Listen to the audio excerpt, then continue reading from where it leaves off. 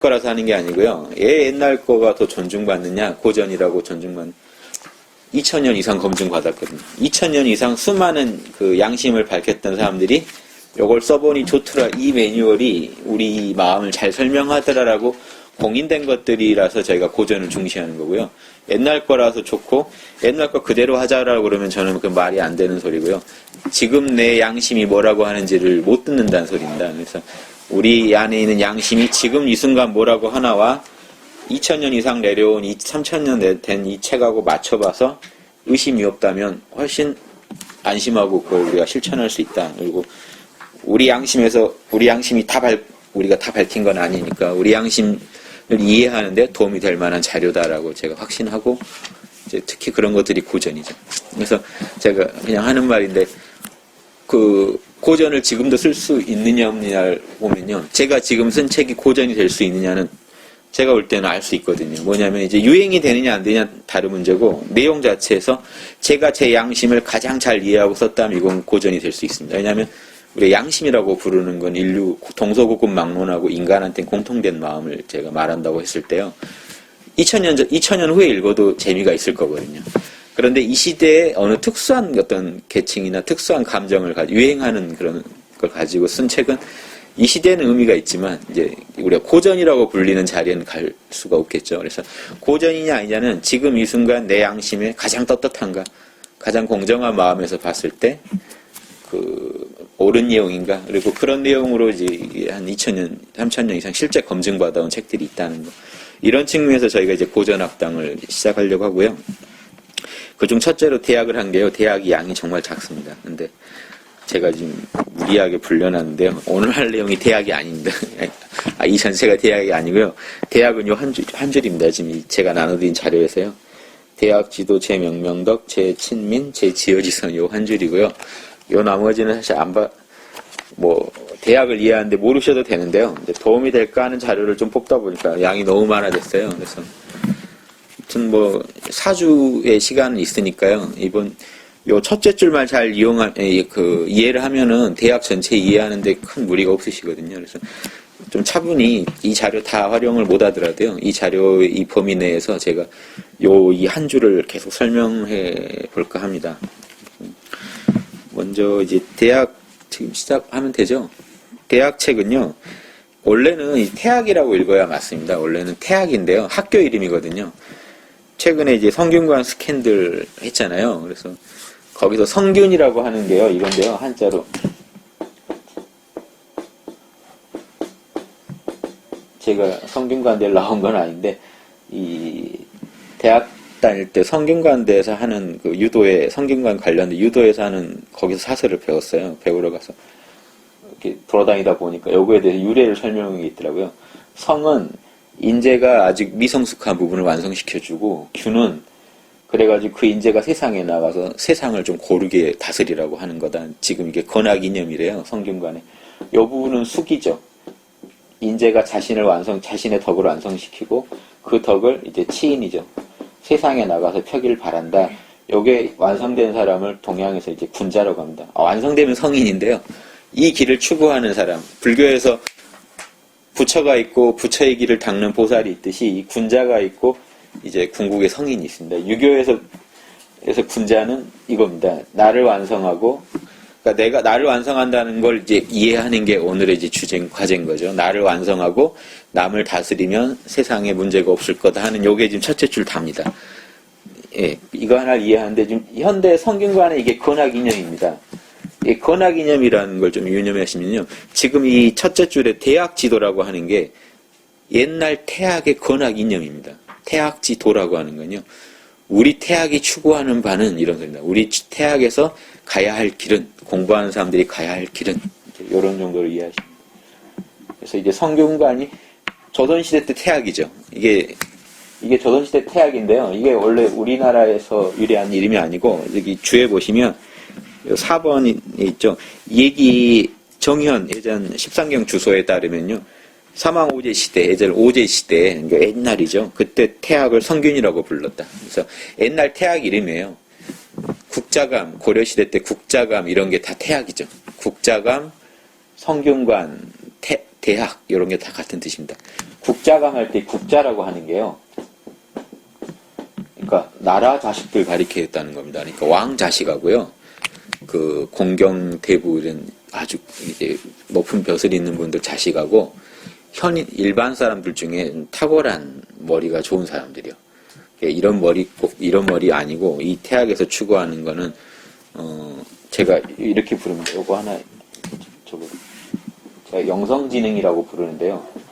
이 일반 머리 아닙니다.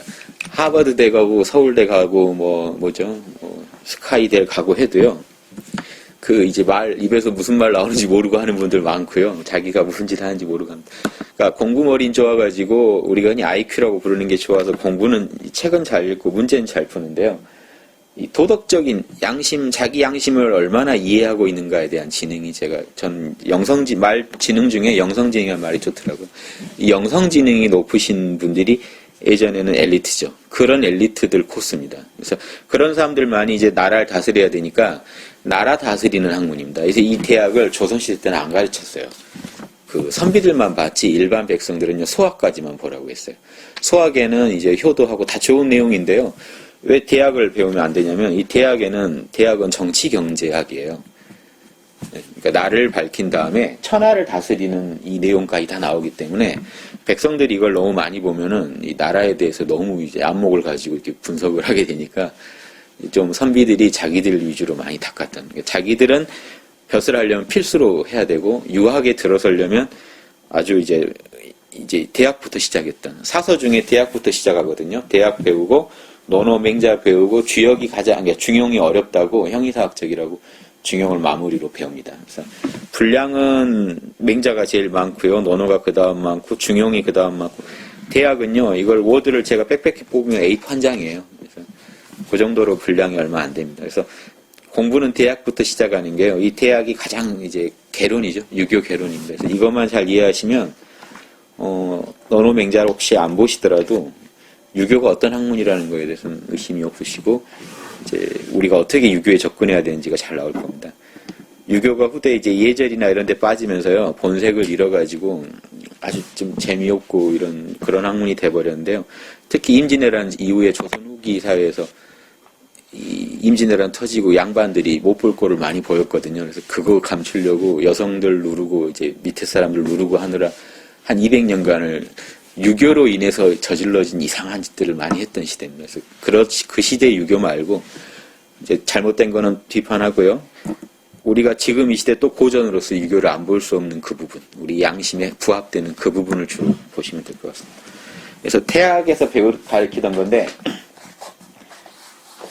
그 이제 군자 길러내는 공부인데요. 옛날 태학 하는 건데 태학은 15세 이상에 배웠다고 하는데요. 어느 책에는 또 20세 이상이라고 돼 있기도 하고요. 그래서 보통 15세에서 20세 이상 대학 갔다고 보면 되는데 15세는 좀 머리가 좋은 편이었겠죠. 그래서 넉넉히 한 20세 이상 가서 30세까지 배웁니다. 그러니까 공부를 얘기해 보면은 대학 과정이 일반적으로 정해진 과정이 한 9년 과정 됩니다. 그래서 한 9년간 이것만 배우는 거죠. 그 9년간 배우는 내용의 아주 서머리를 보신다고 보면 되겠습니다.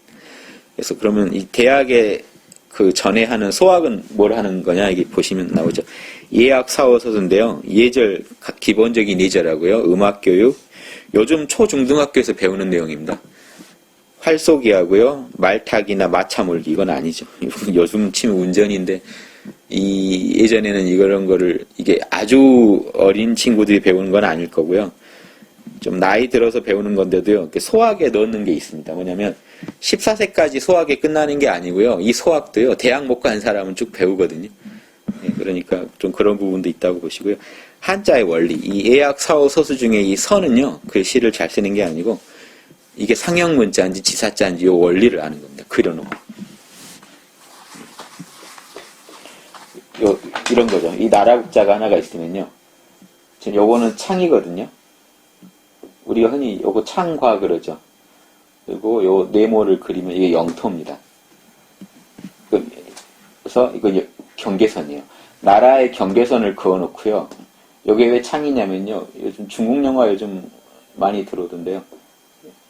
요렇게 창이 생겼는데 이렇게 손에서 빠지지 말으라고 위아래 고리가 하나씩 더 있습니다. 요걸 지금 그려놓은 겁니다. 창하고요. 요렇게 해서 위에 하나, 아래 하나, 이렇게 여의봉 앞뒤로 이렇게 선 돌지 말으라고 해놓은 게 있는데, 요거 그러는 거죠. 그래서 국경선, 나라의 영토에 국경선을 그어놓고 창으로 지키고 있는 겁니다. 여기까지가 내 나라다 하고 지키는 겁니다. 그래서 이것만 해도 우리가 앞에 흑토자 써서 지금 지역역자라고 쓰죠. 예전엔 요것만 해도 나라인데요. 이제 다른 글자랑 혼동이 되니까 영토를 한번 더 둘렀어요. 가운데 이미 있는데, 이래서 지금 나라국자라고 씁니다. 근데 이 가장 의혹이 많은 게 요 경계선이죠. 그래서 여기에 마음심자를 써놓으면요, 의혹혹자가 됩니다. 늘 자기 나라 국경이 좀 좁은 것 같거든요. 어느 쪽이나. 그래서 이런 거 아는 게 서입니다. 그래서 예전에 이런 걸 이해 못하면 이제 백성을 다스리고 할 수가 없잖아요. 지혜로웠을 수도 없고. 그래서 어떤 자연의, 그 당시 사람들이 본 자연에 대한 원리들을 담고 있으니까요. 이 서를 배우고, 수는 계산을 수학은 어느 사회에서나 중요하고요. 동서고금 막론하고. 이런 수학 배우는, 이런 기본적인 공부는 끝나고요. 15세 때 머리가 좀 좋은 사람들은 15세 때 대학에 들어가는데, 혹시 논어에 이제 이 부분 기억하신지 모르는데, 15세를 갖다가 우리가 지우학이라고 부릅니다. 그쵸? 학자를 제가 줄였었는데요. 학문의 뜻을 세웠다고 할 때 이 학은 대학입니다. 공자님 15세에 학문의 뜻을 세운다라고 하는 건요, 소학은 이미 졸업했거든요. 15세는 대학 갈 나이예요. 그래서 그러니까 15세에 학문의 뜻을 세웠다는 건요, 이런 예학 사후소수 정도는 이미 마스터한 거고요. 내가 진짜로 이겁니다. 대학 지도는 제 명명덕, 제 친민, 제 지어지선의 뜻을 세웠다는 겁니다. 내가 내 밝은 덕을 다 밝혀가지고 나를 완성하고 백성들을 갖다가 친애하고 그래가지고 나와 남이 모두 아주 지상천국을 이루는 세계를 만들어 보겠다라는, 이 학문을 제대로 해보겠다라고 뜻을 세운 겁니다. 그래서 30이 되면 학문이 완성된 겁니다. 이 학문이 섰다는 겁니다. 섰다. 요거 좀 헷갈리셔가지고요. 30의 입지라고 생각하시는 분들이 있어요. 이 립을 뜻이 섰다. 뜻은요, 이미 15세 때 섰어요. 학문의 뜻을 세워가지고 10년 이상을 뜻을 품고 공부를 했더니 30이 되니까 학문이 서더라고요. 어떻게 하면 되겠다라는 게 다 나온 겁니다. 근데 이게 지금 상하탑 안에서 나온 거죠. 30세에 배운 공부를 세상에 나가서 30세부터 벼슬을 합니다. 학업 관리를 해요. 예전 고대에는. 그래서 40살까지 벼슬 생활한 결론이 하나 나는 게 40의 부록이라는 게요. 학문은 이미 그 전에 세워졌는데요. 실전 나가서 뛰어보니까 이제 다르잖아요. 실전, 이제 스님 같은 만행을 하는 거죠. 만행을 하다가 40살쯤 되니까 꼭 그게 나이 문제는 아니죠. 나이 문제는 아니죠.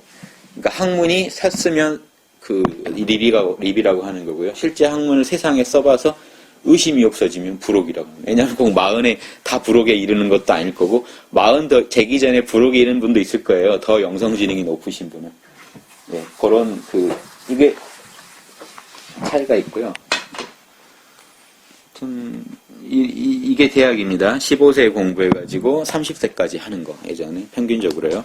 더 빠른 분도 있고, 더 늦은 분도 있겠지만, 그래서 이 북송 때 정희 형제가 있는데, 이분들이 성리학을 개창하신 분들이죠.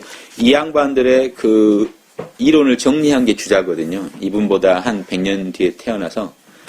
그래서 이분들이 대학에 달아놓은 게요. 이 주자가 자기 책 앞에 또 써놓은 글입니다. 이걸 인용해놨는데요. 공자님의 유서, 남기신 글이고요. 초학 입덕지문, 처음 공부하는 분이요. 그러니까 대학을 처음 공부하는 분입니다. 덕에 들어가는 문이다. 그래서 가히 볼 수 있다. 예, 이제 금이 지금이죠. 지금에 가히 볼 수 있다. 고인들의 학문 차제를, 학문 순서를 다 볼 수 있다. 이 대학만 정확히 읽으면 옛날 사람들 무슨 공부했는지, 공부를 어떤 단계에 했는지 다 볼 수 있다. 오직 이 책이 지금 유독 이 책이 남아있기 때문에 이거에 의존해서 우리는 맹자, 논맹을 다음으로 읽으면 되고, 배우는 이들이 이로 말미암아서 공부한다면 거의 착오가 없을 것이다. 그래서 대학 한 권이요, 짧은데, 이게 대학 전체 정도 가시는데도 한문을 좀 알고 보시면 이제 뭐 1시간 걸릴 것도 아니죠. 그런데 이게 유교가 다 들어있다라고 보시면 됩니다. 학문 차례가 있다는 건요, 이거 잘 아시죠? 지금. 대학 하면 다들 이제 아시겠지만, 이 팔조목이라는 게 있습니다. 불교에 이제 8정도가 있고, 뭐 이런 그 뭐죠? 요가 힌두교에도 뭐 8가지 요가의 단계가 있듯이 이 8단계가 있습니다. 나를 밝히고 남을 도와주는 8단계가 있어요. 이렇게. 많이 들어보셨겠지만 경물이 한 단계고요. 치지가 또 한 단계입니다. 경물, 치지, 성의라는 게 한 단계고요. 또 정심, 이게 4단계. 5단계가 수심, 나를 닫고, 6단계가요, 제가, 가정을 다스리고요. 7단계가 치국, 나라를 다스리고요. 8단계가 평천하, 천하를 평정합니다. 요거 한번 보시면요. 지금 대학 지도는 제명명덕, 제친민, 제지어지선 이렇게 보시고요. 대학의 권학 이념은 나의 밝은 덕을 밝히고 백성을 친애하고 지극한 선에 그치자라고 했을 때 요 8조목을 가지고 요 순서를 잡으면요. 사물을 연구하는 거거든요. 자세히 이제 또 설명드리겠지만 사물을 연구하고 지혜를 이루는 겁니다. 요 두 개가 거의 한 짝인데요. 두 개가 의미하는 건 살짝 달라요. 사물을 연구를 한다는 겁니다. 사물의 본질을 아주 꿰뚫어 본다는 거고요. 꿰뚫어 보면 당연히 이 두 개는 구분되면서도 하나인 게요. 동전이 앞뒤인 게 꿰뚫어 보면 당연히 지혜가 이루어집니다. 그래서 경물치지는 그냥 같이 써요. 근데 엄연히 조목으로는 두 조목입니다. 사물을 꿰뚫어 봐서 지혜를 이루는 게 제일 첫 번째 온다는 것도 또 기억해 두시면 좋습니다. 지혜가 첫째예요. 모르면 이 뒤에 거를 할 수가 없어요. 나를 어떻게 밝힐지, 남을 어떻게 도와줄지 모르면서 덤비면 무섭겠죠. 나 도와준다고 덤벼도 무섭죠. 그래서 이 지혜가 첫째고요. 그 다음에 그걸로 내 생각을 정성스럽게 만들고 이 생각을 다스리고요. 그 다음에 감정을 다스리고 그 다음 몸뚱이를 다스립니다. 여기까지가 명명덕에 해당됩니다. 이 명덕은 내 안에 있는 덕이에요. 조금 이따 설명 자세히 드릴 텐데요. 내 안에 있는 밝은 덕을 다시 밝혀낸다는 겁니다. 그 다음에 제가 치국 평천하는요. 내 가정에서 만나는 가족들, 내가 사회에서 만나는 사람들, 이 제가와 치국 사이쯤에 우리 직장생활들이 대부분 들어있겠죠. 근데 제가 쪽으로 보시면 돼요. 직장생활도. 왜냐하면 예전에 가라는 거는요. 그 노비나 이렇게 다 하면요. 중소기업 정도 됩니다. 작으면 뭐 영세기업, 크면 작은 중소기업 정도 될 정도예요. 그러면 그 만화님이나 이런 분들 안주인이 여사장급이죠. 벌써 부리는 식소리요. 그 관리를 해야 되는 사람들이 많기 때문에. 그래서 제가나 치국 평천하 단계, 이제 이건 남들하고 제가 만나는 겁니다. 그래서 제가 만나는 사람들한테 제가 보탬이 될 수 있느냐 하는 거죠. 그래서 크게 나누면 수기, 치인, 명명덕, 친민, 신민 다 같이 씁니다만 이렇게 크게 요게 단계라는 겁니다. 지금 학문의 덕에 들어가는 단계입니다. 제가 이렇게 이걸 이론으로만 배우지 말고요. 저 같은 경우는 이제 실전으로 해보자는 거죠. 경물치지도 바로 어떻게 할 수 있는지 이걸 이제 좀 구체적으로 제가 소개해 드리려고 하고요. 일단은 그건 이제 다음 주에 자세히 보기로 하고 오늘은 이 명명덕 친민 지어지선에 대해서 정확하게 이해를 하고 가실 수 있도록 제가 좀 그 부분에 대해 설명을 좀 많이 하겠습니다.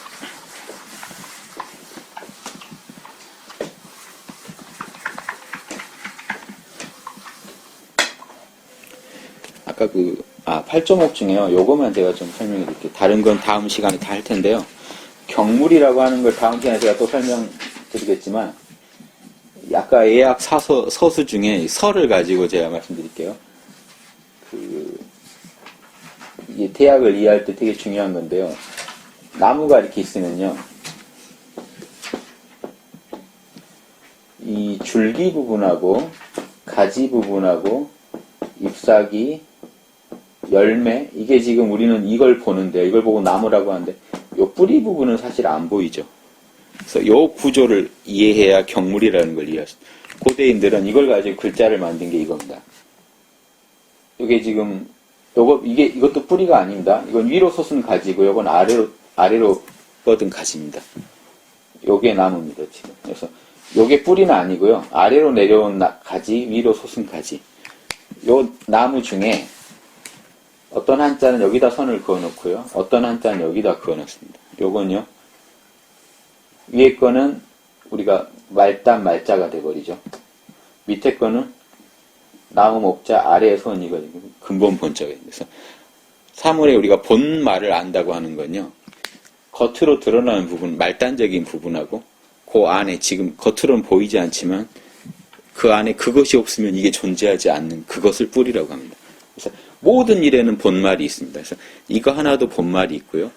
이제 이 본말을 이 현상계 안에서 추적하는 본말이 있고요. 현상계를 넘어가는 본말이 있습니다. 보이지 않는 이 공식으로요. 여기서 여기 떨어졌는데 뭐가 떨어뜨렸냐? 우린 떨어진 현상밖에 못 보죠. 말밖에. 근데 본으로 들어가면 만일력 법칙이 있다는 걸 압니다. 중력의 법칙이 있다. 중력의 법칙을 아무도 본 사람은 없어요.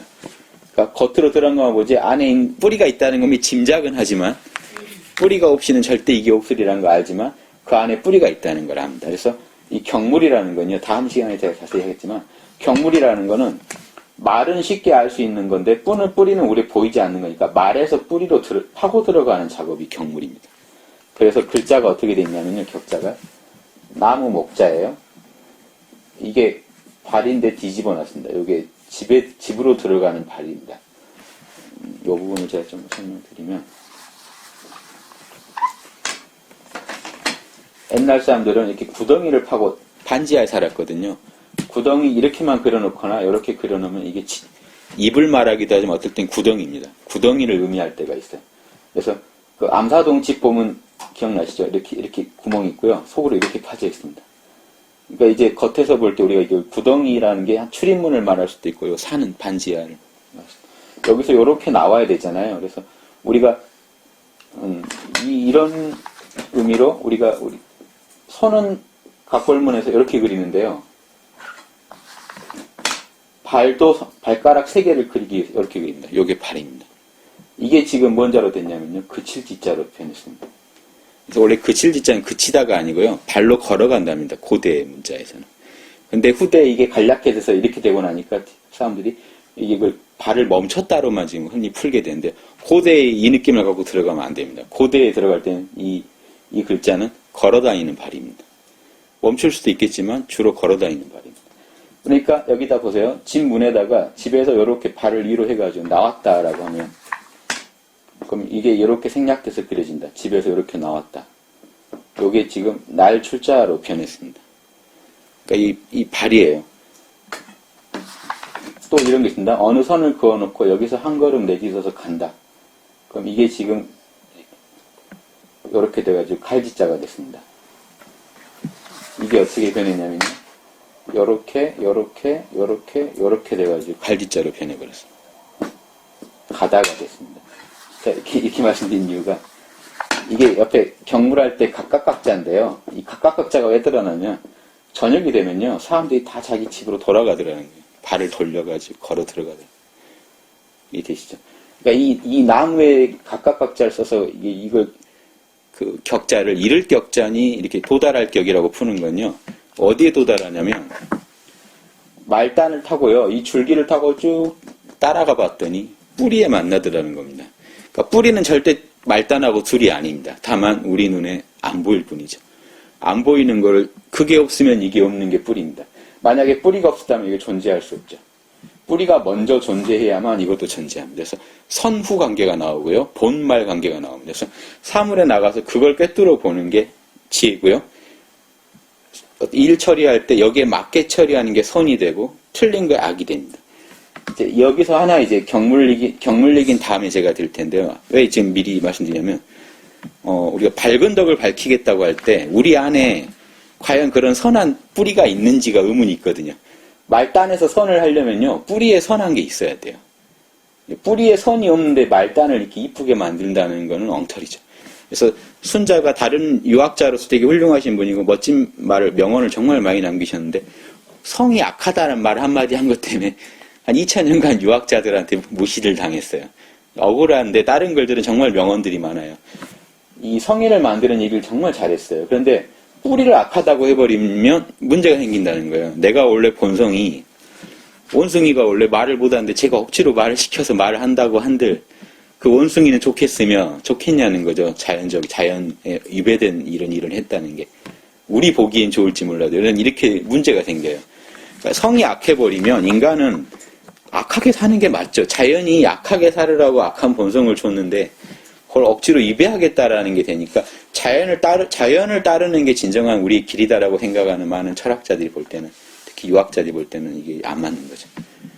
예수님도 나는 하나님 말씀대로 살았다라고 했는데 하나님 말씀이 만약에 인간을 악하게 살아라 했다면 이게 말이 안 되는 얘기가 되잖아요. 그래서 어떤 성인도 그렇게 얘기는 안 하거든요. 그래서 순자가 공부를 많이 하셨는데 조금 뭔가 이해는 돼요. 왜 그 말 했는지. 인간이 참 악하거든요. 그래서 우리의 인간이 분명히 악한데 선한 뿌리를 찾아내야만이 우리는 선한 양심을 할 수가 있다는 거죠. 그래서 이 부분이 좀 중요합니다. 그래서 이 대학의 길은 밝은 덕을 밝히는 데 있고, 이 말이 되게 중요한 그걸 다 담고 있습니다. 말은 짧은데요. 그것까지 우리가 이제 한번 파헤쳐서 읽어보자는 거예요. 제가 이렇게 노자도 인용할 거고요. 중용도 갖다 볼 거고, 주욕도 갖다 볼 겁니다. 이 말을 정확히 이해하기 위해서요. 이 한 구절 이해하면 사실은 유교를 다 이해한다고 할 수 있는 거니까요. 그 전에 제가 이 첫 페이지에 얘기 증자문에요. 내가 노담에게 배웠다라는 구절이 얘기 증자문이란 그 편에 4차례나 나온다. 이 말을 써놓은 이유가요. 공자님은요, 이건 이제 제 주장입니다만, 얘기 증자문에 보면 내가 노담한테 배웠다라는 얘기를 계속 하세요. 그리고 뭔 얘기까지 하냐면요. 내가 노담 따라다닐 적에 이런 얘기도 나와요. 그때 노자가 뭐라고 부르냐면 구야 그래요. 공자님 이름이거든요. 구야.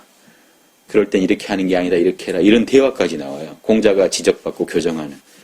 우리가 흔히 사기에서 공자님이 노자 찾아가서 얘를 한번 물었다 정도로만 묘사되는데 얘기에만 해도 벌써 노담이 선생님으로 계속 나오고요. 그 당시 장자 중에도 4편, 가장 오래된 원형으로 보인 4편에도 이 노담이랑 공자 얘기가 나와요. 그래서 거기 뭐라고 나오냐면 다른 제자가 물어요. 그 왜 공자는 자꾸 선생님한테 찾아와서 배운답니까? 말도 잘 안 들으면서 뭐 이런 식 말을 하는 게 나와요. 그래서 자주 와서 배운다라는 게 그 당시에는 상식적인 얘기였다는 거죠. 제가 이런 얘기를 하는 이유가 흔히 육아랑 노자를 얘기하면 이렇게 나눕니다. 노자는 무의, 예.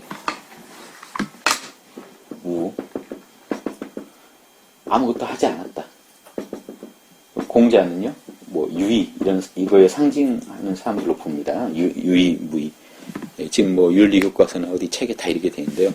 저는 이게 안 맞다고 보는 게 제가 이제 도덕경도 예전에 강의했었고 올해 또 노자 후반부에 또 3달에 걸쳐서 할 건데요. 노자나 이런 대학 중용, 주역이나 주역에서 개사전, 노자나 이런 건요. 같은 어떤 시대에 같은 사상에서 나온 철학이에요. 이거를 왜냐하면 노자 본인 이후에도 정리 추가된 부분이 많지만 이게 통틀어 봤을 때도 거의 같은 말인데요. 왜냐하면 중용에는 무의란 말이 대놓고 나와요. 무의를 했는데도 이루어진다란 말이 나오고요. 논어에만 봐도 공자님이 나는 아는 게 없다. 무지할 뿐이다라는 얘기를 하고요. 무의나 무지란 말이 나옵니다. 계속. 그래서 우리가 그 중에 공자님은 유의를 많이 얘기했고 노자는 무의를 많이 얘기했다. 그 말은 맞는데요. 철학이 아예 근본이 틀리다는 말이 안 맞아요. 둘 중에 하나 틀린 거죠. 만약에 그렇다면요. 그래서 제가 그렇지 않다라는 입장에서 제가 설명드립니다. 제가 이제 이 부분 쓸 때 재밌었던 게요. 이 부분 정리하는 TV에서 공자가 하더라고요. 그 최근에 개봉했던 공자. 제가 영화관에서 공자를 봤는데요. 저 부분을 못 만날 정도로 이제 노자와 대담하는 게 나와요. 노자가 스승으로 나와요. 그래서 그 제후가 얘기하는데 공자한테 충고를 해주는데 공자 너무 빡빡하게 굴지만 자네 사전인, 그러니까 자네 스승인 노자가 가르친 걸 잘 생각해봐. 무의하라 그랬잖아. 이렇게 제후가 이렇게 어줍지 않게 충고한 장면이 나오는데 공자님이 해고를 해요. 그랬더니 이제 공자가 다 무릎 꿇고 배우고 있고 노자가 이렇게 앉아가지고 도를 전해주는 얘기 과정이 나와요. 그러니까 지금 중국에서도 아마 그런 인식이 있으니까 나왔겠죠. 그래서 근데 공자는 전혀 다르다라는 건 좀 안 맞거든요. 그래서 실제 사기를 봐도 공자분이 노자를 만나고 와서 아주 감탄을 하거든요. 감탄하고 끝냈다면 그건 뭐 인사치레로 한 말밖에 안 되잖아요. 그런 이렇게 약간 모순적으로 보지 마시고 왜 그러냐면요. 이 명덕을 이해하는데 노자의 그런 사상을 이해 못하면 명덕을 이해 못합니다. 그래서 지금 공자에 대한 이해도 지금 이게 공자님 사상을 그대로 봤던 거라고 봤을 때 문제가 생기거든요. 그게 이 부분을 한번 보시죠.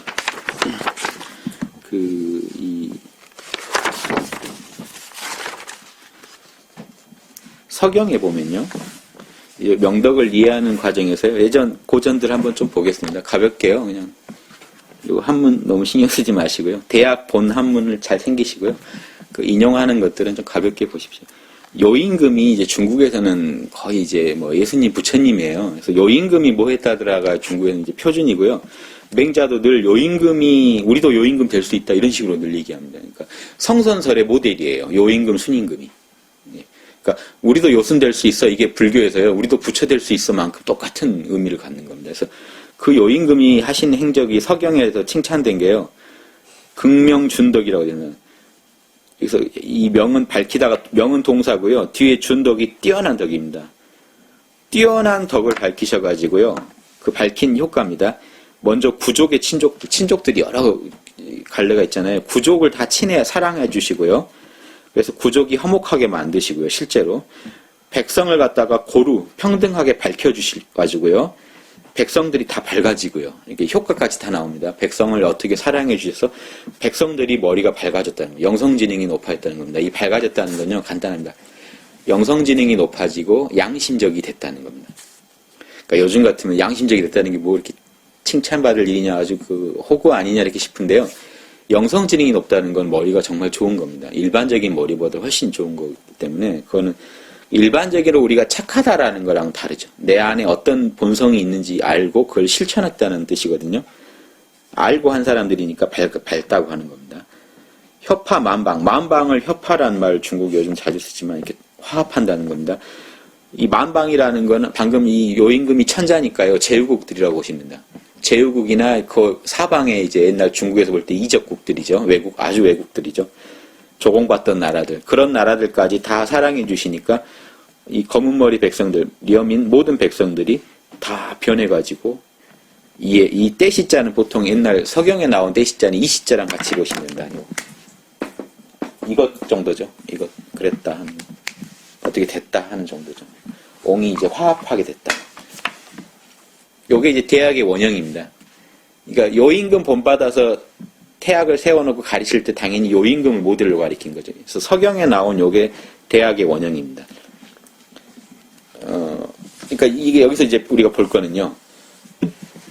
그 요임금 안에 있는 그 요임금이 자신의 덕을 밝힌 거 여기서 시작해가지고 가족이 변하고 그 천자국의 나라 백성이 변하고 그 다음에 다른 제국 백성들이 다 변하고 그래가지고 거의 지상 천국이 이루어졌다로 끝난다는 겁니다. 요 순서를 중시하는 게 아까 대학 순서고요. 이게 왜냐면요. 제 말을 제일 안 듣는 게 전데요. 제가 안 변하고서 우리는 보통 자기는 안 바꿔요. 뭐 좋은 얘기를 들어도요. 그거 가지고 남을 지적하지 나를 바꾸지는 않습니다. 남 지적한 데 써요. 요 대학 들으시고 또 이제 현란하게 더 이제 정밀하게 남을 지적하시게 되면 안 되고요. 이걸로 나를 지적해서 내가 변하면은 당연히 변한다는 거예요. 왜냐면 제가 밝아지면요. 제가 오늘 하루 중에 만나는 모든 사람들이 저로 인해서 더 불행해지지 않고 더 행복해지겠죠. 그러면 그 사람들이 행복해지는 거, 요 자체가 친민입니다. 그래서 명덕 친민은요, 이 모델은 지금 천자의 모델로 써 있습니다. 끝까지. 왜냐하면 나라 다스리는 사람들이 공부하던 학교니까요. 태학이. 근데 우리 이제 일반 백성 입장에서 쓰자면 어떻게 쓰느냐. 뭐 직장에 계신 분은 리더로서 이걸 쓰실 수 있고요. 아무 자리 없는 사람이라 하더라도 가족은 만나잖아요. 그리고 사회 친구는 만나잖아요. 그래서 또 내가 다니는 직장은 있잖아요. 여기 있는 사람들한테 제가 어떻게 할 거냐가 지금 이제 여기서 답이 나오셔야 됩니다. 대학을 보면서. 예. 이제 여기 안 나오면은 이제 대학을 봐도 이제 의미가 없는 거고. 이거 하려고 지금 대학을 보는 겁니다. 그래서 나와 남이 둘 다 행복해지는 단계로 가서 끝납니다. 그래서 이 불가로 치면 보살이랑 똑같죠. 이 군자는요. 불가에서는 보살, 그 대승보살이죠. 소승불교는 아예 들어가는 걸 주로 하니까 재미없고요. 대승불교가 이 군자랑 똑같습니다. 대승불교는 뭐라고 표현하냐면 자리이타라고 그러죠. 지금 대학이랑 똑같습니다. 나를 이롭게 하고 남을 이롭게 해주겠다. 자리만 얘기하면 이제 소승이라고 하죠. 그래서 나도 밝아지고 내가 밝은 이 빛을 가지고 남을 밝혀주겠다. 그 보살은 여기서 하나 더 나가요. 그러니까 내가 또 밝아져야겠답니다. 그러기 위해서라도 내가 정신 차려야겠다. 중생을 다 건지려니. 그래서 군자도 똑같습니다. 먼저 내 덕을 밝혀야겠다. 이게 내가 이기주의가 아니고요. 내가 밝혀야 남한테 줄 수가 있으니까요. 그래서 나한테 없는 거 절대 남한테 못 준다가 대학 뒤에 계속 나옵니다. 그 얘기가. 실제로 지적이 되고 있고요. 요 임금이 덕을 밝히셨다 이 정도만 나왔는데 이제 어떤 덕을 밝혔는지 좀 더 들어가 봐야겠죠. 대학의 삼각형을 그려놓으면 이렇습니다. 수기, 친, 지어지선이고요. 근데 재밌는 게 여기서 이 명명덕 신민관계는요. 지금 간단하게 한번 미리 보자면 자기가 밝은 덕을 밝히는데요. 천자가 밝은 덕을 밝혀버렸는데 백성이 새로워지고 백성이 사랑받지 않을 수가 없겠죠. 뭐냐면 이게 두 단계 이기가 아니고요. 사실은 우리가 가정으로부터 분리돼가지고 공부를 한다면요. 제가 경물치지 성의정심 다 할 때까지 가족이랑 아직 못 만난다면 이 공부가 두 단계 공부지만 사실은 동전의 앞뒤예요. 내가 오늘 하나라도 알면요. 가족한테 벌써 갑니다. 그리고 내가 사회생활 할 때 벌써 변하고요. 그러니까 내가 이 명명덕만 잘하셔도 돼요. 사실은. 왜냐하면 이 명덕이라는 거는요. 나만 좋은 일이 하나도 없어요. 명덕에는. 뭐로 미리 좀 예단해 보시자면, 우리 양심에서요, 저 좋으라고 하는 얘기가 없어요. 그러니까 저만 좋으라고 하는 얘기가. 왜냐면, 물에 빠진 사람 보면 구하라는 소리가 들리는데, 그거 빠지다 나도 죽겠는데 구하라 그래요, 양심은. 그쵸? 에고는 구하지 마라 그래요. 야, 가던 길 가라고 해요. 한 번 눈 감으면 너가 그래도 평생 후회 안 할 거다. 이런 식으로 나를 설득하는데, 양심은요, 구하라 그래요. 그게 네가 사는 길이다라고 그래요. 그러면 이 명명덕이라는 건 양심적인 일들이거든요. 그래서 양심이 밝혀지는데요.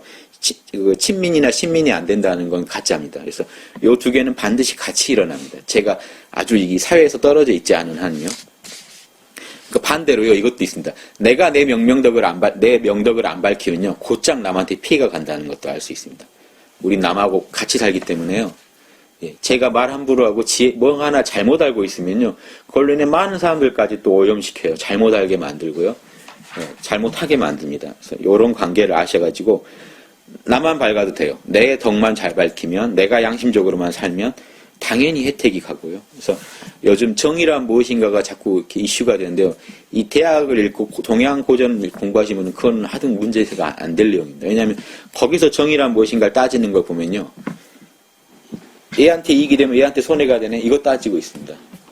양심이란 말이 안 나와요. 끝내. 5명이 이익을 봤는데 1명이 손해를 보네. 어떡하지? 1명부터 참으라고 할 수도 없고. 요 문제가 되니까 정의라는 게 딜레마예요. 계속 가족한테 좋으면 사회에 안 좋고 사회에 좋으면 가족에 안 좋고. 이거 어떻게 해야 되나? 그게 아니고요. 정의는 양심이 한 점 부끄러움 없을 때 정의라는 겁니다. 이 말이 그 말이랑 좀 어떻게 들리실지 모르겠는데 이 층차가 다른 내용입니다. 차원이. 이익 손해를 따지는 마음에서는요. 양심이 전혀 반영이 안 되고 있어요. 왜냐하면 그걸 따지고 있는 이거 똑같습니다. 더 많은 사람한테 이익이 가야지 하는 말이 맞는 말인데요. 요것만 따지고 있는데요. 왜 그 마음을 갖게 되는지는 여기거든요. 더 많은 사람한테 이익이 되게 하라고 외치는 자리는 양심입니다. 근데 이 양심은 빼고요. 양심의 어떤 들렸던 목소리 기억만 가지고 계속 이론을 전개하면요. 계속해서 딜레마에 빠진다. 왜냐하면 누군가는 손해보게 돼 있거든요. 다 좋은 일이라도 반드시 한 명이라도 손해를 보게 될 겁니다. 이럴 때 이거를 밀어붙일 힘이요. 양심이 아니고는 안 나옵니다. 정말 궁금한데. 예. 그러면 그 단 한 사람의 희생을 감수하고라도 그걸 밀어붙여야 되나요? 그러니까 제가 말씀드리잖아요. 또 딜레마에 빠지죠. 이게 꼭 화두 같은 거예요. 궁금해. 예, 이거를 주먹이라고 하지도 말고요. 주먹이 아니라고 하지도 말고 대답해 보세요 하면요. 뭐라고 해야 될지 헷갈린다. 딜레마에 계속 빠지거든요. 그러니까 주먹이라는 걸 아예 흔적도 갖지 말고 얘기를 해보라는 건데요. 그렇죠? 그러면 우리는 모른답니다. 왜냐하면 그건 너나 그 문제에 빠져랍니다. 제가 끌려가지 않으면 끝나요. 그러니까 그냥 할 게 없으니까 이런 거는 하나 치는 겁니다. 뭐냐면 성성하게 깨어있는 자리가 중요하지. 왜 쓸데없이 주먹을 일으켜가지고 주먹이 맞네 아니네 따지냐. 근데 요거랑 비슷한 느낌으로 접근해 보세요. 다루는 차원대가 달라서 그래요. 더 많은 사람한테 이익되게 하는 게 옳죠. 근데요 이렇게 돼요. 그 이익 차원에만 우리가 관점을 가지고 본다면 야 세상한테 도움이 된다니까 너 손해봐. 양심적이지 않죠. 뭔가 이 행위가 틀린 것 같지 않은데도요. 이해되세요? 이 차원에서 따지면 그렇게밖에 안 나와요. 양심의 차원에서 가면요. 이게 양심이 부끄러워서 어떻게 이 사람한테 그냥 손해보라고 말합니까? 설사 양심적으로 더 많은 사람한테 이익을 주라고 해도요. 이 사람한테 이게 미안해야 되고 이 사람한테 어떻게든 해주려는 마음, 도와주려는 마음이 있어요. 이 마음이 있냐 없냐가 저는 정의냐 아니냐 갈라지지 단순히 이 행위 가지고는 아무리 해도 똑같이 딜레마에 빠집니다. 누군가는 불쾌한 사람이 있어요. 그걸로 인해. 그러면 거기서 해결책은 양심이라는 건 이 사람의 양심을 뜻하는 게 아니고 이익을 보는 나머지 사람들의 양심. 아니요. 그거를 만약에 제가 한다면 하는 사람의 양심이 일단 먼저겠죠. 이 일을 진행하려는 사람의 양심이 먼저. 양심이 부끄러움이 없이. 밖에 나가서 일을 진행하는 제3자의 양심이. 예, 그렇게 방금 이제 누구한테, 한 명한테 손해를 가는 일을 하시려고 할 때 양심에 떳떳하시냐는 거죠. 그러니까 제3자가. 그 일을 하려는 사람이에요. 남한테 이 일을 가하려는 사람. 근데 그 희생을 하시는 당사자는 당사자가 양심이 밝은 사람이건 어두운 사람에 따라 대처하는 게 다르겠죠. 그걸 떠나서 이 일이 정의로운 일이냐 할 때 과연 양심에 부끄러움이 없냐는 거죠. 예, 그러니까 이거는요. 근데 제가 지금 그때 명상하셨잖아요. 제가 명상을 자꾸 유도하는 게 이 부분은 명상으로 해결해야 됩니다. 어떻게 되냐요. 이 양심을요. 바로 지금 다이렉트로 느껴야 돼요. 지금 곧장 못 느끼면요. 과거에 과거의 기억에 있는 양심까지 이 일을 하면 가짜입니다. 지금 속으로는 또 계산 따지고, 이해득실로 따지고 얘기하고 있거든요. 그래서 진심으로 이해득실 안 따지는 마음으로 접근하셔야 돼요. 접근하는 사람 마음이. 그리고 그 일 자체도 정의롭게 진행돼야, 그러니까 더 많은 사람한테 이익을 주는 방향으로 진행됐을 때 우리가 선이라고 하지. 같은 선인데도요, 남한테 포시하는 걸 선이라고 하지만, 나 잘 되려고 주는 거는 겉은 똑같아요, 이게. 그러니까 좋냐 안 좋냐로는 우리가 구분을 못 한다는 겁니다. 선인지 악인지. 무슨 마음이냐를 봐야 되는데요. 정말 이 사람이 내 가족 같고 나 같은데 불쌍해서 못 견뎌서 주는 건 선인데요. 요거 주면 나중에 배로 다시 갚겠지 하는 마음에 이렇게 주면요. 겉은 뭐 별말을 다 하고 줄 수 있습니다. 이렇게, 왜냐면 우리는 얼마든지 멋지게 포장할 수 있거든요. 그러니까 그걸 다 떠나서 자기 양심이 그걸 바라보고 있어야 되잖아요. 그러니까 이 부분은 명상의 문제고요. 아까 영성지능의 문제인데요. 영성지능은 첫째로 명상을 하셔야 길러집니다. 뭐냐면 내 에고의 소리를 내려놓고 잠시 쉬지 않으면요. 계속 왜곡이 일어나가지고요. 따질 수가 없어요. 내가 나를 속여버리기 때문에요. 이게 사실은 알죠. 뭔가는 아는데도 자기도 그냥 이렇게 끌려갑니다. 근데 정의 입장에서 하는 경우 예를 들면은 예. 다수의 사람들을 위해서 자기 가족을 희생한다거나 예. 자기 자신을 희생을 해서 다른 사람들의 이익을 줬다. 이게 정의의 문제를 약간 예. 떠나서요. 예. 그런 경우에는 물론 다수를 위한 거지만 누군가는 손해보는 사람은 예. 불가피하게 생기잖아요. 그런 경우는 어떻게 그거를 내가 그러니까 그 일을 하신 분이 양심에 부끄러움이 없었냐는 거죠. 그런 상황까지. 피해를 보는 상황이 생긴다면 양심에 부끄러움은 없지만 피해를 보는 상황이 생기죠. 당연히 현상계에서는 뭔가 누군가가 손해를 볼 수 있죠. 그걸 피해를 생각하지 말아야 된다 그런가요? 아니죠. 미안해해야죠. 한없이. 아니, 내가 나 자신에게 할 경우에 내가 나 자신에게 미안해해야 된다고요? 아니 그 부끄러운 부분이 있다면요. 양심에. 아니 나로 인해 누군가가 선의의 피해를 보게 생겼으면 제가 마음이 안 좋잖아요. 그런데 다르게 하는 건 더 안 좋으니까 하는 거죠.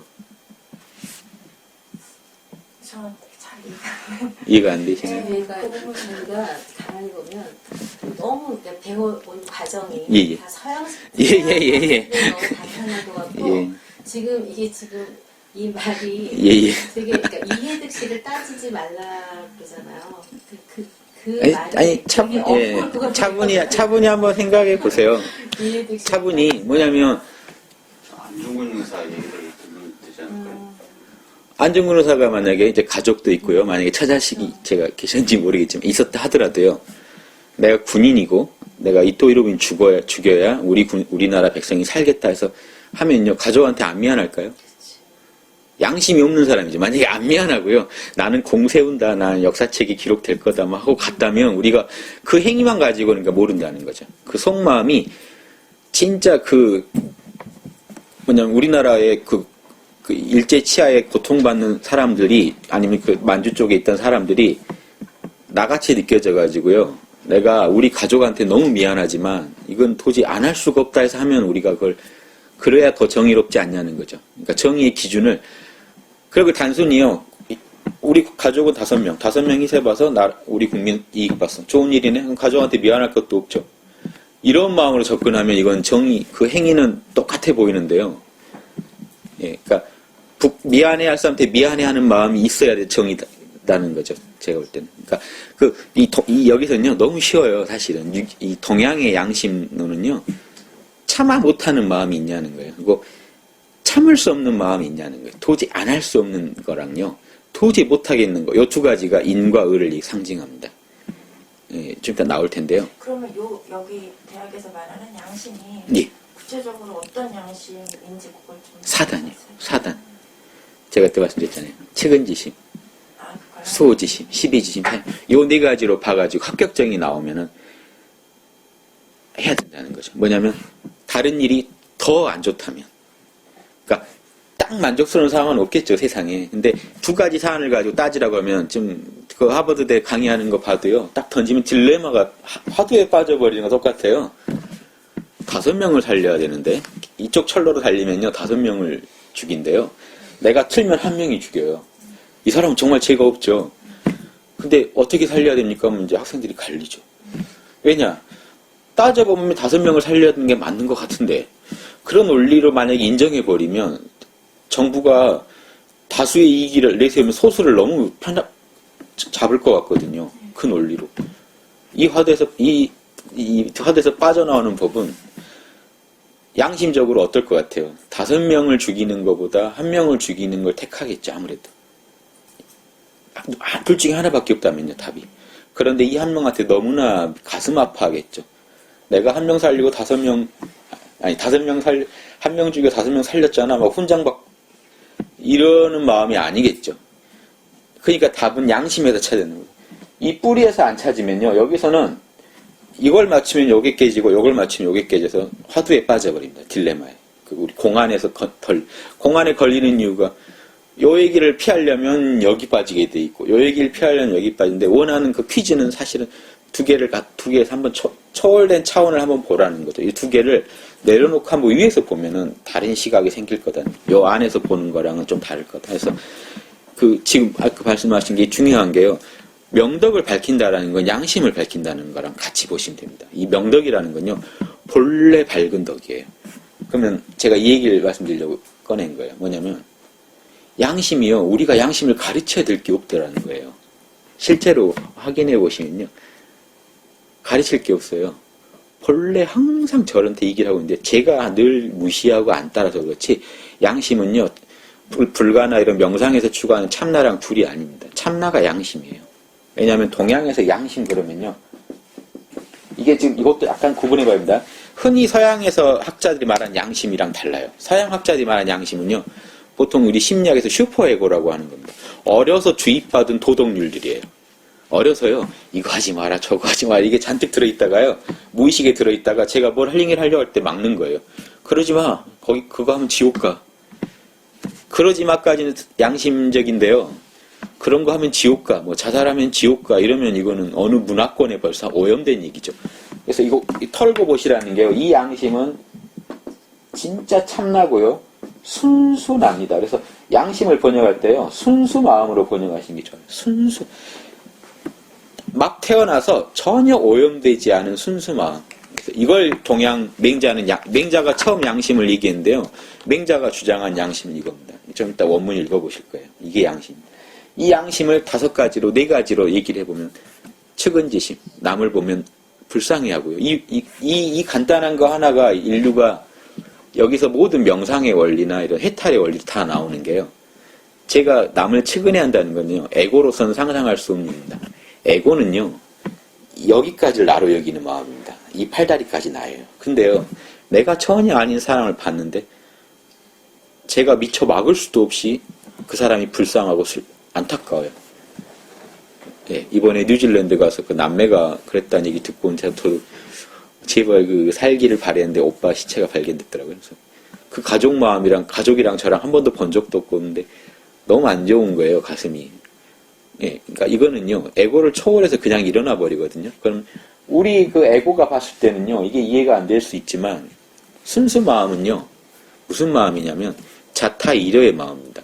나랑 남이 둘이 아니라고 생각하는 마음이에요. 예. 그러니까 전혀 이해관계가 달라요. 이해 득실이. 그러니까 요걸 좀 이제 하나씩 이해해 보시는 건데요. 요거랑 한번 비교해 보죠. 에고랑 양심을 비교해 놓으면요. 에고는요, 제가 그 고전 번역할 때 소화적 효율성이라고 번역하는데요. 이번에 제가 최근단 책이 하나 나가는데 거기 좀 자세하게 나옵니다. 에고 자신에게 이익이냐 해냐만 따져요. 소화적 효율성을. 그러니까 소화적 효율성만 따지는 에고들이 모여서 정의를 논하면 당연히 어렵죠. 누군가는 지옥고에 빠져야 되는데요. 이 논리라면. 근데 이 양심은요. 제가 대화적 효율성이라고 부르는 것만 따집니다. 이게 본능적으로 잘 따지는 것들이에요. 이게 시켜서 되는 게 아니고요. 양심은요. 무조건 전체한테 이롭냐 해롭냐만 따져요. 그러니까 물에 빠진 사람이 있으면 빨리 들어가서 구하라 그래요. 제 입장을 지금 전혀 안 따져주는 거예요. 제가 거기 들어가려면 많은 걸 내려놔야 되는데 제가 죽을 수도 있는데도요. 지하철에 누구 떨어졌는데 양심만 가지고 얘기하면요. 에고가 전혀 안 막았다고 쳤을 때 빨리 가서 구하라는 거예요. 너의 아버지, 너가 저럴 수도 있다고. 그러니까 정인이 뭐니 양심이니 이렇게 선이니 그런 걸 따질 때요. 사실은 어렵지 않아요. 인간들이 어렵게 해놓은 겁니다. 에고가요. 계속 포장을 해가지고 어렵게 해놓은 거지. 실제로 제가 명상이 필요하다는 이유가요. 제 에고를 잠시 내려놓고 쉬고 있으면요. 이게 어떤 자리인지 너무 잘 알 수 있고요. 왜 대화적인지도 알 수 있어요. 그렇게 자비로워요. 근데 제가 명상에서 싹 나와서 이제 내 몸이 여기까지다라는 걸 인식하는 순간부터는요. 나한테 이로운 걸 찾아요. 본능적으로. 그래서 이거는요. 없어질 게 아닙니다. 몸은 이놈이 돌보고요. 전체적인 어떤 인간의 삶은 이놈이 돌봐야 돼요. 요 둘이 협조를 안 하면 살 수가 없습니다. 사람. 그래서 요 두 개를 잘 알고 쓰는 게 명상이고 영성지능입니다. 그래서 이걸 이해 못하니까 이걸 못 부려요. 그래서 아무리 머리가 좋고 하버드 아니라 더 좋은 데 나와서도 요 마음만 가진 사람은요. 다 감방가 있고요. 다 이게 엄한 짓 합니다. 나한테 더 이로운 거 찾다가 엄한 짓에 빠져요. 이대로 했으면요. 절대 문제 안 생깁니다. 여기 우리가 어려서부터 배운 거죠. 측은지심, 수호지심, 부끄러워하는 마음, 사양지심, 양보하는 마음, 시비지심, 옳고 그름을 분명히 따지는 마음. 옳고 그름을요. 대충 따지고요. 나한테 유리하면 그냥 먹어버려요. 옳고 그름을 안 따져요. 원래 인간은 따지게 돼 있다는 게 이걸 양심은 의도하는 게 아닙니다. 우리 안에 늘 살아있는 거라 그냥 얘기해요. 너 지금 사기치고 있다라고 얘기를 해버립니다. 안 좋은 일 만나면요. 우리 곰곰이 고민한 뒤에 분노하지 않아요. 그냥 분노하지. 어떻게 사람이 그럴 수 있어? 그냥 나오죠? 이거를 맨날 따져보고 진짜 그런가 따져보고 분노하지 않아요. 양심은요. 그냥 알아요. 에고가 자기한테 불리한 거 그냥 알듯이요. 양심은 전체한테 불리한 거 그냥 알아요. 이걸 인정 안 하고 하는 학문으로 가면 여기 경제학 박사 과정도 있지만 서양 경제학이 이걸로 경제를 전제합니다. 인간은 합리적 인간이다라고 했고 전제가요. 자기한테 이로우면 하고 해로우면 안 한다는 겁니다. 예. 그러니까 참나의 입장에서 봤을 때 타인과 내가 하나이기 때문에 예. 그러니까 이 세상의 모든 만물과 하나이기 하나니까. 때문에 예. 나를 희생해서 남을 구한다는 건 나를 구하는 거랑 마찬가지다. 그래서 양심의 근거에서 하면 예. 희생이라는 개념이 없어진다. 그런 뜻인가요? 그렇죠. 본인은 이게 왜냐면요. 경제학자들이나 과학자들이 연구해보니까 인간에서 발견된 사례 중에 인간 아니라 동물까지 다 해서 순수 이탄 없다는 겁니다. 순수하게 나한테는 해롭고요. 남한테 좋은 일이 없더라는 겁니다. 그래서 이타주의는 그게 아니다라고 주장한 사람이 많은데요. 제가 그래서 이걸 이타적 효율성이라고 안 하죠. 대화적 효율성이라고 그래요. 큰 나라서 하는 거예요. 이타주의라는 발상 자체가 그 이타도 저렇게 보는 이타가 아니면 잘못된 관점입니다. 나한테는 해롭기만 한데요. 예, 다른 사람한테 도움이 되니까 제가 한다 이게요. 양심적이지 않아요. 양심은 절대 그렇게 움직이지 않아요. 양심은 나와 남이 하나라고 여기기 때문에 하라는 거죠. 그렇죠. 나에 대한 무조건 이거는 제가 볼 때는 좀 또 다른 변태예요. 뭐라 그러죠. 자기한테 이렇게 가학적으로 하면서 어떤 희열을 느낀 사람 아니고는 그건 안 맞다는 겁니다. 왜냐하면 인간 심리가요, 그렇게 안 굴러가게 됐던 양심이라는 걸 잘 이해해 보시면 우주를 나로 여기기 때문에 하는 거기 때문에 나와 남이 다 좋은 겁니다. 예. 그럼 안중근 의사는 왜 그렇게 했느냐? 예? 절대계선으로 넘어가야 되겠네, 양심이라는 거. 근데 이게 늘 드러나 있어요. 우리 존재의 뿌리이기 때문에 사실은 계속 얘기가 들려오죠. 이 힘으로 살고 있어요. 어떻게 아냐면요. 지금 솔직히 말해서 범죄율 이 정도 된 것도 양심이 잡아주고 있는 겁니다. 그렇죠? 이런 에고들만 사는데요. 이 정도 범죄 이렇게 살고 있다는 건요. 거래하실 때 그래도 믿고 하셨을 때 그래도 약속 대부분 지키잖아요. 이게 잡아주고 있어서 하는 겁니다. 그렇죠? 이게 안 잡아줬다면요. 지금 못 살아요. 말을 어떻게 믿습니까? 모든 말을 다 의심해야죠. 예, 왜냐하면 다 이렇게 움직이고 있다고 가정했을 때. 근데 그렇게 안 움직이거든요. 뭐냐면 어떻게 인간이 그럴 수 있어 하는 마음이 더 우리 안에는 사실 뿌리가 있습니다. 그러니까 제가 안타까운 게요. 서양 학문이나 현대 학문이요. 현대 학문이 형이사학적인 게 하나도 필요 없다고 하는 정치, 경제, 법학까지 가도 실제로는 다 형이사학에 뿌리를 두고 있어요. 이게 보이지 않는 세계. 뭐냐면 법도요. 양심에 근거한 겁니다. 양심을 자연법이라 그래요. 모든 법의 기본은요. 양심이에요. 이게 없으면요. 처벌 근거가 없어요. 제가 남의 거 물건 훔쳤을 때 그걸 잘못했다라고 얘기를 하려면요. 근거가 없어요. 눈에 보이는 세계에는 절대 근거가 없습니다. 딱 하나예요. 너도 뺏기기 싫잖아요. 너도 남한테 뺏기기 싫잖아. 도둑놈한테 이게. 그렇죠. 도둑도. 다 똑같이 원하는 마음이 양심입니다. 인간이면 누구나 원하는 그 마음이 있어요. 순수하게. 그게 뭐냐면 도둑한테 도둑이라 그러면 안 좋아해요. 수호지심이 있어요. 도둑도. 마스크 쓰고 다 하잖아요. 창피하거든요. 수호지심이 있고요. 측은지심. 자기 가족은 좋고요. 아무리 사이코패스는 이 능력이 현저하게 약한 상태입니다. 근데 아예 없진 않은 게요. 사이코패스도요. 만화 보고 TV 봅니다. 근데요. 만화를 우리가 TV 하나 보려고 해도요. 주인공하고 공감이 안 되면요. 못 봐요. 실제로는. 그러니까 사회라는 게 구성을 못 합니다. 양심이 없었다면. 측은지심이 없었다면요. 절대 구성이 안 됩니다. 사회는. 내가 당해서 싫은 걸 안 하려는 마음이 있고 내가 받아서 좋았던 걸 권하려는 마음이 기본적으로 있기 때문에 돌아가는 건데 이거는요. 눈에 안 보여요. 실제로는. 그래서 서양 학문에서 안 다뤄져요. 그러니까 모든 학문을 자꾸 해보면 제일 밑둥엔 이게 있는데 제일 전제는 이건데요.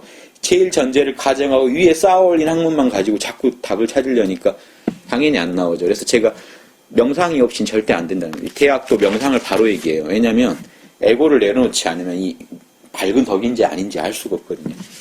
늘 에고 속에서, 늘 구름 속에서만 태양을 봐서는요. 태양이 얼마큼 밝은지를 모르죠. 구름만 걷어보면 됩니다. 밝은 태양을 보면 백일하에 드러나요. 내가 한 짓이 무슨 짓인지도 다 알고요. 그러니까 제가 볼 때는 이런 대학은 사실 요즘 같은 사회에 더 필요한 학문입니다. 왜냐하면 우리 윤리 시간에 배우지만 민주사회의 성숙한 시민은 자율적 시민인데요. 자율 하나도 안 돼요. 다 이렇게 사는데요. 이걸 하나씩 큰 짐을 안고 사는데 어떻게 자율이 됩니까? 말 안 들어요. 이 자리는. 말 듣는 척 하다가요. 이익이 되는 게 나타나면 다 무효입니다. 그리고 모든 논리는요. 그 이익을 왜 내가 먹어야 되는지에 대해서 그걸 합리화하는데 다 동원됩니다. 이게 한 나라나 똑같아요. 어용 지식인들이에요. 우리 이성은요. 이성한테 잘해보라고 하면 양심적인데요. 12지심에 따라 양심적인데 에고가 일단 딱 어떤 나 저거 먹어야겠어라고 말을 한다면요. 이 이성은요. 에고를 합리화하는 방향으로 다 변해버립니다. 그러니까 명상을 안 하고 깨어있지 않고서는 안 돼요. 딱 깨어서 자기 에고를 누르지 않고서는요. 보이질 않습니다. 그 양심을 잊어버리게 되고 자기가 하는 행위가요. 정인지 아닌지도요. 정의를 논하는데요. 자꾸 이해득실을 갖고 와서 얘기하는 사람 수작을 또 의심해 볼 필요가 있어요. 자꾸 뭐 수익성 따지고요. 이렇게 따지면 왜 따지고 있을까를 의심해 볼 필요도 있을 정도입니다. 사실은. 좀 더 나가겠습니다. 이 양은 뭐 준비한 거 다 할 필요는 없고요. 제가 중요한 것만이라도 꼭 짚어드리겠습니다.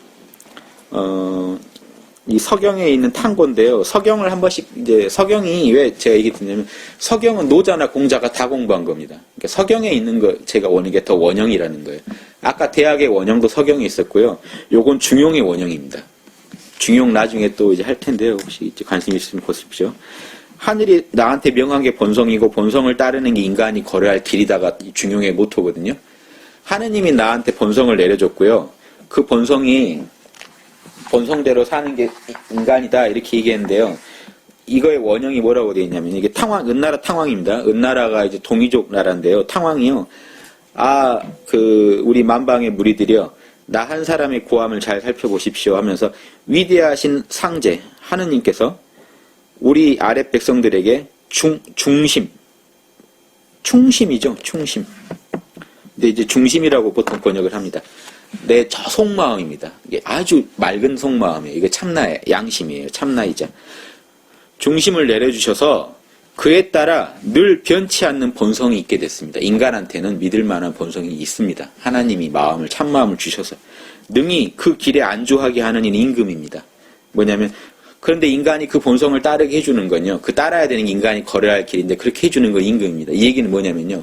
하나라 거랑이 안 그래서 내가 이제 쿠데타 했다는 얘기를 이제 쿠데타를 왜 했는지를 얘기할 때 나온 얘기입니다. 이걸 보십시오. 요걸 하나 그리고 갈게요. 제가 자주 그리겠지만 제가 이제 책인 다음에 이걸 자세히 그려놨는데요. 요 텅 빈 게 우리 참 양심이라고 하죠. 참나라고도 부르고요. 명상하시는 분들은 우리 유교에서 양심이라고 합니다. 순수 마음. 왕양명 선생이 양심 같은 편이거든요. 양지라고 불렀습니다. 우리 안에 양지가 있다. 양지만 찾으면 게임 끝난다가 왕양명 학문의 전부입니다. 양심 중에요. 양심은 두 가지가 있어요. 양지, 그냥 아는 거랑요. 이게 그냥 아는 겁니다. 양능, 인간이면 그냥 할 수 있는 게 있어요. 이 별게 아닙니다. 양지는요, 십이지심이에요. 보면요, 그냥 알아요. 옳은지 그른지를. 그리고 양능은요, 불쌍해하고 부끄러워하고 배려하는 마음입니다.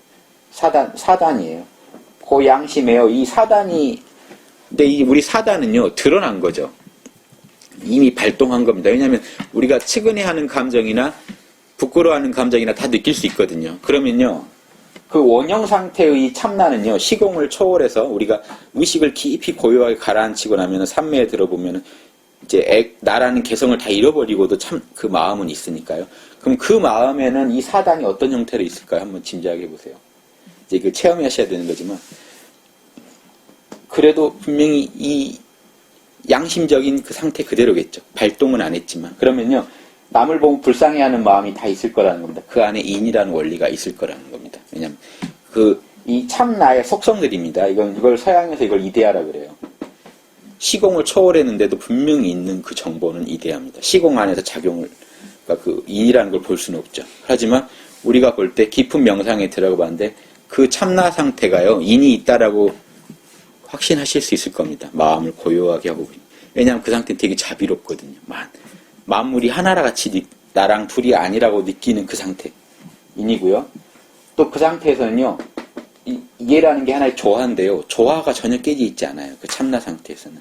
지금 미발의 상태를 말하는 겁니다. 고요할 때. 그 다음에요, 그 상태에서는 어떠한 불의도 없습니다. 부끄러움을 느끼게 할 게 하나도 없어요. 정의롭다는 겁니다. 그리고 그 상태에 들어가 보시면 어떠한 무지나 의심이 없습니다. 선명합니다. 밝고요. 이런 게 정말 자명함이지 쉽게 있습니다. 그 다음에 그 상태는 인의지 신에서 신은요, 믿을 신자가 아니고 성실할 신자입니다. 성실해서 남이 믿을만 하다는 겁니다. 남한테 믿음을 준다는 거기 때문에 성실함입니다. 이거는 뭐냐면요, 참나 상태에 들어가 보면 한결같이 그게 멈추지 않고 사기치지 않는다는 그 상태에서. 그리고 이게 이 상태가 이렇게 있다는 겁니다. 그래서 우리 안에요, 이 참나가 이렇게 밝다는 거, 이게 본성입니다. 보세요. 이걸 구분해 볼게요. 텅 빈 이 참나는 우리가 유학 용어로 마음이라고 그러고요. 마음 중에 순수 마음, 그리고 여기 새겨져 있는 순수 마음이 가지고 있는 이런 속성을 우리가 본성이라고 합니다. 성이라고 하는 겁니다. 그 마음에 분명히 살아있는 것이라고 해서 속성입니다. 그러니까 심하고 성하고 달라요. 우리가 흔히 참나 그러면 진심, 천심, 도심, 양심 하는 그런 심은 순수 마음이고요. 그 마음이 지니고 있는 정보들을 우리가 성이라고 합니다. 그 마음에 깔려있는 프로그램이요. 에고에 깔려있는 프로그램은요, 이익과 이겁니다. 이익을 찾고, 명예를 찾고, 권력을 찾고, 돈을 찾고입니다. 물건을 찾고. 근데 이 참나가 가진 속성은 사랑, 예절, 정의, 지혜, 성실이 들어가는 겁니다. 지금 이제 미리 설계도 이게 우리 영적 DNA예요. 인간한테는 이런, 제가 영적 DNA라는 말도 쓰고, 선천적 프로그램이라고 합니다. 우리가 육신을 갖게 됨으로써 갖게 된 프로그램들이죠. 아까 그 이해득실은요. 먹어야 되고, 뭐, 맛봐야 되고, 뭐, 느껴야 되고 하는 건요. 근데 이 육신이라는 조건을 잊었는데도, 잊어버렸을 때, 과연 그게 있느냐는 겁니다. 순수 상태에 좀 명상해 보셨죠? 자스민 님도. 그때 이게 있던가요? 이런 게 없다는 겁니다. 순수한 상태의 느낌은 이것으로 충만해 있습니다. 그걸 좀 구체적으로 써놨을 뿐이에요. 그래서 이거를 지금 이 명덕이라고 하는 건요, 이 본성이 작용하고 있는 이 마음을 말합니다. 이 마음. 왜냐면요, 우리가 덕이라고 할 때는 실제로 뭔가 덕을 베풀 그러니까 작용을 할 때 덕이라고 합니다. 이해되시죠? 요건 정보로만 있고요. 인의의 지신을 정보로 갖고 있는 이 순수 마음이 일으키는 되게 뭐죠? 선한 작용이 덕이라고 하는 거죠. 우리가 밝은 덕. 좀 어려우시지 않죠? 그 마음 쪽이 덕이라는 겁니다. 그 마음씀이. 예. 근데 이 마음씀이 안 보인다는 거예요. 문제는.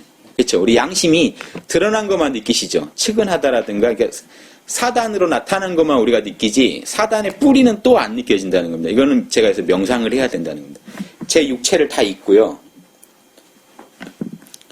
우리가 흔히 하는 제가 하는 마음 챙김의 그 사종 기법 그걸 쓰시면 사실은 바로 이렇게 느끼실 수 있다는 거예요. 한번 해보죠, 뭐. 양심을 한번 느껴보시죠. 미발의 양심은요, 부끄러움도 없고, 조화로 가득 차고, 충만해 있고, 늘 성실하고, 나와 남을 둘로 가리지 않는 그 마음을 느끼면요, 생각만 떼시면 됩니다. 오감은 방해하지 않아요. 오히려 이런 것들 보는, 좋은 자연 보는 건 절대 그걸 방해하지 않아요. 근데 생각이 바로 옆에서 방해합니다. 뭐라고 떠들어요. 이 생각만 잠시 내려놓을 수 있으면 우리는 그 맛을 좀 볼 수 있죠.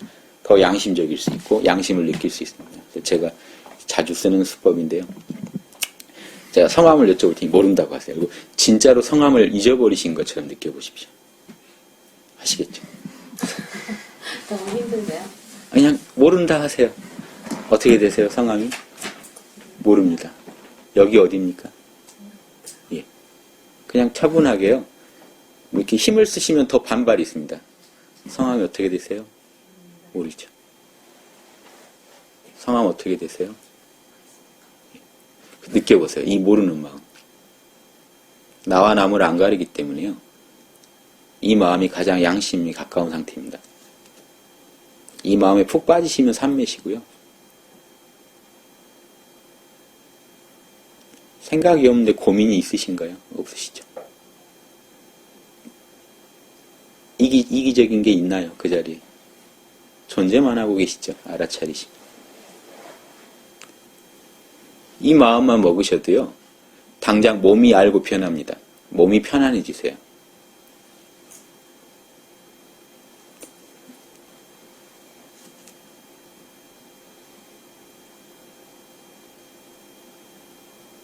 모른다라고 하세요. 모른다. 어떤 생각이 일어나도요. 그냥 모른다. 생각은 알아서 하든지 말든지 난 모른다만 지켜주시면 됩니다. 지키는 게 있으면 잡념이 안 빠집니다. 지키는 게 없으면 잡념이 끌려가는데요. 모른다를 지키세요. 모른다라는 말보다 그 느낌이요.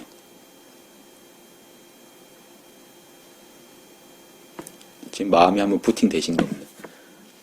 이게 부팅입니다. 제가 이제 리셋이나 부팅이라고 부르는데요. 하루에도요, 수시로 부팅하셔야 돼요. 안 그러면 이 소화적 효율성에 깊이 빠집니다. 그걸 따지는 마음. 부팅을 한번 하시면 나를 잠깐 놨기 때문에 순수 상태, 인의의 신이 제 마음에서 활성화됩니다. 이 프로그램들이. 그래서 명상에 들어가면 이게 활성화되다가요. 나오면 이게 이쪽으로 갑니다. 주도권 1이 가거든요. 그래서 중요한 건요. 일상에서. 명상에 들 때만 그래서는 의미가 없거든요. 일상에서 늘 이 주도권을 관리할 수 있어야 됩니다. 에고랑 같이 안 살아갈 수는 없는데 에고 쪽으로 더 주도권이 가면 안 돼요. 그럴 땐 가볍게 모른다고 하시면 돼요. 그 모른다를 에고가 당할 수는 없어요. 모른다 해버리시면요. 에고는 말을 잃게 되고요. 참나가 전면에 다시 드러납니다. 마음은 한번 부팅이 되고요. 이 상태에서도 이 마음을 늘 가지면서 고민했는데도 양심에 부끄러움이 없다 해야 부끄러움이 없는 거고요. 그냥 우리가 생각에 나 양심도 어떻다는데 이거는 사실은 모른다 해놓으면요. 자기가 자기를 다 보기 때문에 별게 다 있다는 걸 나중에 알게 됩니다. 이상한 막 생각 올라오는 게 다 보이거든요. 이 상태 좀 더 푹 빠져서 있으시면 이제 별의별 짓을 내가 다 하는구나 하는 거 알고 계속 하나씩 이제 주도권을 잡아가는 과정입니다. 명명덕이라는 건 이겁니다. 간단하게. 내 안에 있는 본래 밝은 이 자리를 어떻게 다시 현상계에 내가 펼칠 건가. 간단하게 에고와의 주도권 싸움에서 에고를 내가 다스릴 수 있는. 에고가 저거 안 얻으면 지금 안 먹으면 평생 손해랄 거라는 외치는 그거를 몰라라고 가볍게 하실 수 있는. 몰라 했는데도 가져야 되는 거면 옳은 거면 갖는 거죠. 에고 말이 다 틀렸다는 게 아닙니다. 근데 내가 깨어나 봤더니 그 생각이 사라지고 그런 욕심이 사라져버리는 건 하지 마시라. 그거 하면 부끄러울 것 같은 건 안 하셔야 됩니다. 그래서 가장 어떤 생각도 안 붙은 순수한 자리 아니고는 이게 다 오염되어 있는 자리입니다. 그렇지 않고 말하는 이 참나니 양심이냐 하는 건 다 오염되어 있어서요. 어떤 벌써 특정 문화권에 다 오염이 되어 있는 겁니다. 그래서 인간이면 아프리카를 가건 2000년 전을 가건 2000년 후를 가건 가지고 있을 그 순수한 마음에서 나오는 그거 아니면 안 됩니다. 그걸 내가 밝혔다는 겁니다. 요임금도 밝혔고 그걸 밝히고 나니까요. 남한테 죄를 지을 수가 있나요? 그 사람 마음이 느껴지는데 죄 지으려면 유일한 수단이 이겁니다. 에고의 목소리를 키우는 수밖에 없어요. 유일하게. 잠시 참나를 꺼두고요. 에고를 활성화시키지 않으면 그 사람은 절대 죄를 지을 수가 없습니다.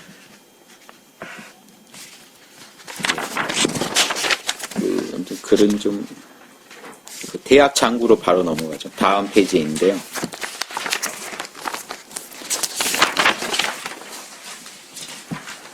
요거 불교에 있는 건데 한번 보고 가겠습니다. 대승기신론에 있는 건데요. 이 마음에는 세 가지가 있다는 얘기를 하는 거예요. 이 불교에서 하는 얘기인데 어떻게 닮았나 보십시오. 불교에 한 마음에 세 가지가 있는데요. 본체, 모양, 작용이 있답니다. 절에 가면 이 그림들 보셨죠? 본체는요, 텅 비어있다. 우리 참나는 텅 비어있다는 겁니다. 형상은요, 그런데요, 2번 보십시오. 참나 열애장 우리 법신 안에는 무량한 본성의 공덕, 좋은 것들이 다 들어있더라는 겁니다. 선한 게. 지금 우리가 살펴본 인의지신이랑 다르지 않습니다. 그 육바라밀이요, 인의지신이랑 다르지 않아요. 보시하라, 계율지켜라, 용맹정진하라, 성실하라, 지혜로워라 이런 내용들이요, 절대 다르지 않습니다. 본성이 둘은 아니거든요. 그 다음 세 번째 이 만자가 돌아가는 건요, 작용입니다. 현상계에서 선한 인과를 낳는다는 겁니다. 실제로 선을 한답니다. 이해되시나요? 불교 얘기가요, 이게 대승기신론 전체 핵심입니다. 우리가 마음을요, 방금처럼 모른다를 순수하게 했을 때요, 그 자리는 잡념이 없으니까 텅 비어 있지만 일체 선한 싹이 거기 생생하게 있어서 정보가 제가 그 상태에서 움직이면 선한 말을 하게 되고 정견, 정사유, 정어, 정업 하는 불교에서 말한 8정도가 그대로 나옵니다. 에고에서는 8정도가 나올 수가 없죠. 오직 이 자리에서만 8정도가 나옵니다. 그리고 이제 주자의 대학장구를 보시죠. 주자가 이거는 해설한 겁니다. 명명덕을. 밝은 덕이란 사람이 하나님께서 얻어서 텅 비고 신령스러우며 어둡지 않고 환한 그 마음으로, 이걸 풀어놓으니까 어려운데요. 옆에 한자 보시면 허령불매라고 합니다. 우리 마음을 설명한 건데요.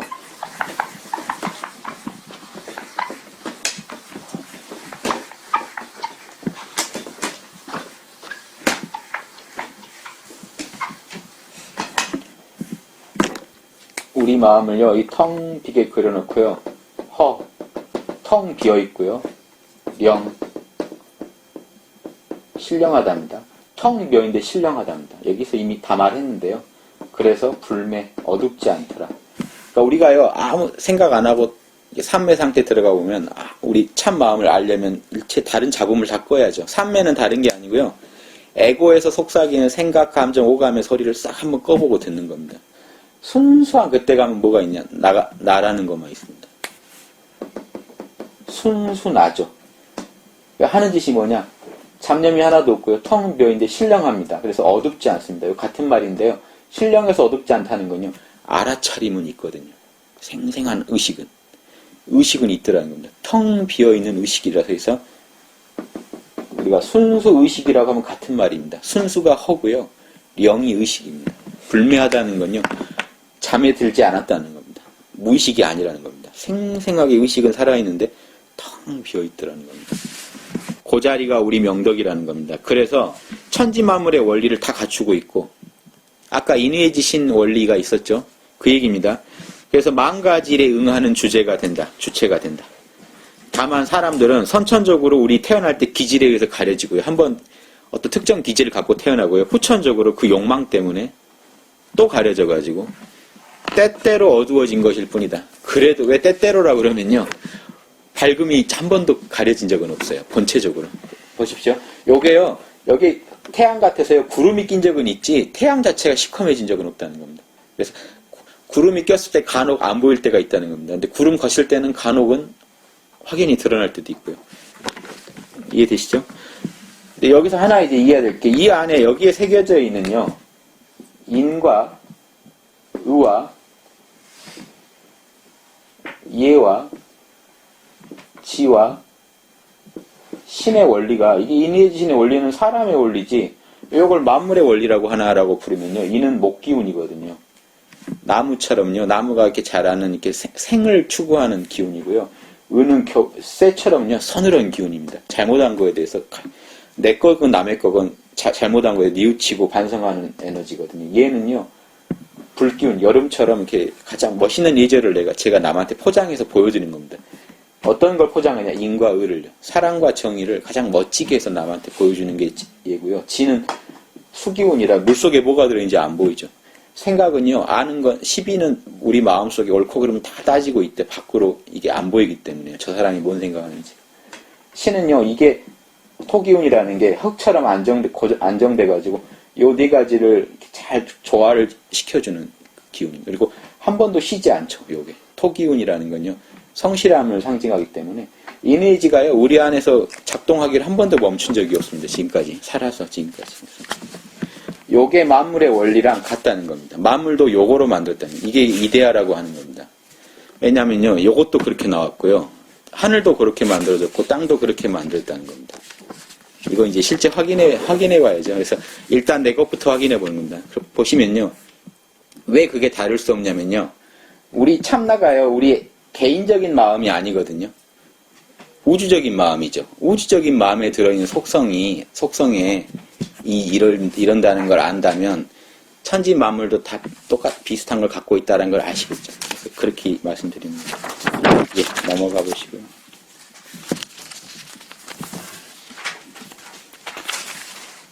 좀 쉬었다 갈까요? 아니면 계속 갈까요? 잠깐 차 한 잔 좀 하고 오시죠. 멈추면 안 되나요?